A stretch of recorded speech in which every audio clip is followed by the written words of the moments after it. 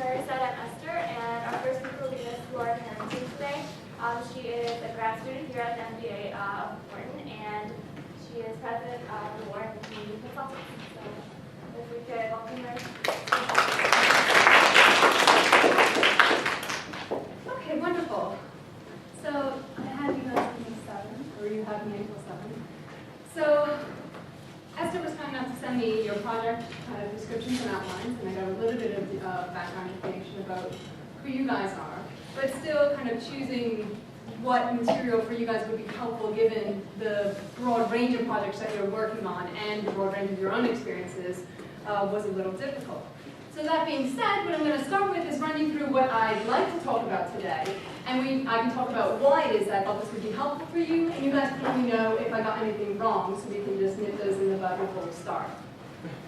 So what I'd like to talk about today is first, or pretty much 5 things of equal importance. So the first I wanted to start with thinking about your first interactions with your client in terms of structuring and scoping your project. So what does this entail? It means prioritizing your time for delivering maximum value for your client and keeping your team and your client on point for the delivery of your final deliverable and the achievement of your overall objectives. Now, why it is I thought this would be relevant for you guys is that your projects seem to be either 3 or 4 weeks long, which is a very tight time frame in order to do some of the project work that you're laid out to do here. And also, several of your scopes seem to be very expensive, and as a result, you probably need to do some initial scoping with your clients in order to get done something very concrete for them in that 4-week time frame. Anyone want to veto that? Just at the end of this, if you disagree with anything that I'm saying, just raise your hand, and then I'll know to spend less time on that. All right, the second is interacting with nonprofit clients. So what are some general rules of client engagement, and what are specific rules of client engagement to keep in mind when you're working with a nonprofit client as opposed to a for-profit client? Why I thought this would be relevant for you is A, because your clients are nonprofit clients, but also that many of you may not have run a client engagement before, may not even have worked in a consulting project in which there was client engagement. And so some of these may not be intuitive. No vetoes? Okay. Implying a hypothesis-driven approach. So given, especially relevant to the fact that you only have 4 weeks, and given the fact that your project scopes are so broad, making sure that you're able to get to your answer in the fastest way possible. So the hypothesis-driven approach, or answer-first approach to projects, is something that's used very frequently in the management consulting industry. And why it's relevant to you is that you're going to be time constrained, and also that you're going to be dealing with a lot of ambiguity in terms of your data, and it's very different from what you have seen in your academic work, where data is kind of presented to you and it's already been chosen for relevance to your project and your objective for that given project. Veto? Okay. Using data. Just some basic advice about using data in an outside of an academic environment. So the difference between data cleansing and data formatting, what that means for your client, correctly interpreting analyses based on data biases, which some of you might know from having something like a history background, but some of you that don't deal a lot with primary source materials may have less training on. Veto? All right, and achieving client and community impact. So thinking about achieving implementable recommendations with your client and making sure that you can actually track the implementation of those results moving into the future to make sure you're actually impacting the communities that you serve to impact as opposed to just running a mental exercise. No vetoes? All right, well, then I'll take from you guys that this is going to be relevant for you. So feel free to ask questions at any time during this, but I have less than time at the end for additional questions. Yep. Will these slides be available online?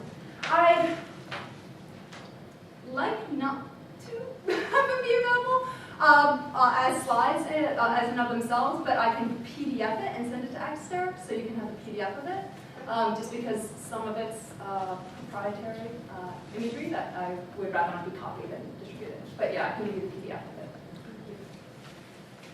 All right, so first, talking about scoping and structuring your project. I wonder if one of those like pointers, or that clipboard. No, okay, that's fine. All right, so what do I mean by scoping your project, and what are the steps that you would probably go through when you first kind of have those first interactions with your client to think about narrowing down the project into something that both you and your client agree has value, and that is doable within your 3 to 4 week time frame.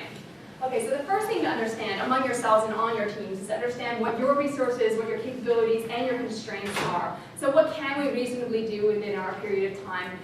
What are the constraints of individual team members? What are individual team members good at? What are we not good at?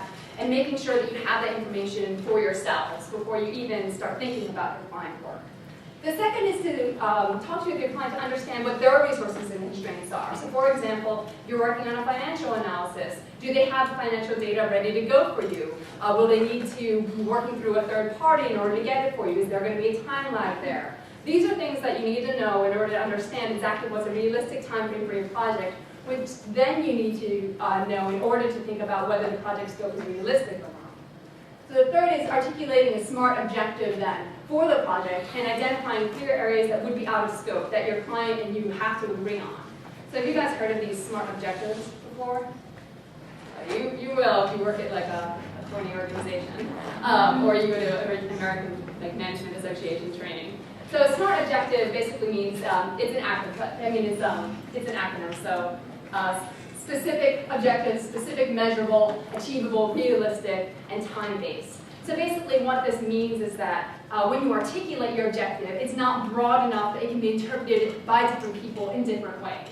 And that there's enough meat within the objective itself that everyone can come to a consensus kind of reading it independently without having talked about it as to what it is. So this will make sure everyone keeps it on point. So by the typical example you might use for this is a not SMART objective would be, you know, I want Esther to wash my floors.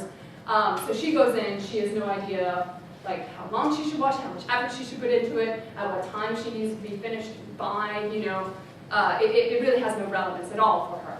However, a SMART objective would be, Esther, I'd like for you to wash my floors until there is a pine sol smell in the air, and so that there's no visible grime or dirt on the floor in the next 15 minutes.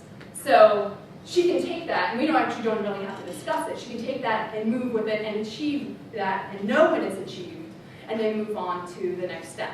So the idea is why it's worth it to actually articulate this and write this down is that it will keep everyone focused throughout the duration of the project to have this very tangible, written down SMART objective. So the fourth step here is to agree on what the key measures for success for the project are. So once you've identified, okay, here's what our objective is, think about, okay, what really needs to happen in order, what are the key kind of, you can think of these as either critical factors for success and also key points of failure. So what really needs to happen, what can't go wrong in order for us to meet this objective within this set time frame. The fifth is to develop a project timeline. The project timeline is going to be, after you've broken down and thought about what are all my activities that I need to do in order to achieve this objective within this given amount of time. Now, how exactly are those different discrete activities going to fit within the 3 to 4 weeks that we have within this project? And then the sixth is communicate this to your client. I like using a project charter. You might have something, PIBV might have something for you, like a project contract or something like that. But having something written down that you share with your client about what you've agreed on during this whole scoping process will help you a lot. And it's not only about communicating with your client, it's about having something visible for your team to keep your team on point with what's going to be happening. And I'll show you an example of what that can look like. So initial scoping, it's not just for you, it also provides value for your clients as well. For you, it will help you avoid these last minute fire drills where you're just running around like with the head cut off because you're trying to get stuff done last minute. It's going to make sure you can allocate your staff resources effectively and address your client's principal need, right? So you're not spending a lot of time working on something that's actually not what they're actually trying to get at and what their key root of the problem really is. You need to be able to talk with your client about what they're really trying to do or why it is that they want you to do the financial analysis. You know, what are you trying to achieve with the financial analysis? Why do you want to determine whether this revenue stream is sustainable? What's the real problem here? So that you know that and are able to determine what are the right activities to make sure I'm delivering the maximum value for your problem behind the project kind of topic that they gave to you. Value for your clients are that they'll understand if you identify clear areas of out of scope that you're not going to cover that they might have thought that you would have covered. A, it helps you because they're not going to be unsatisfied when you don't cover them at the end. It's like, hey, we didn't cover these. And B, it's going to help them because if they know you're not going to cover something, if they have any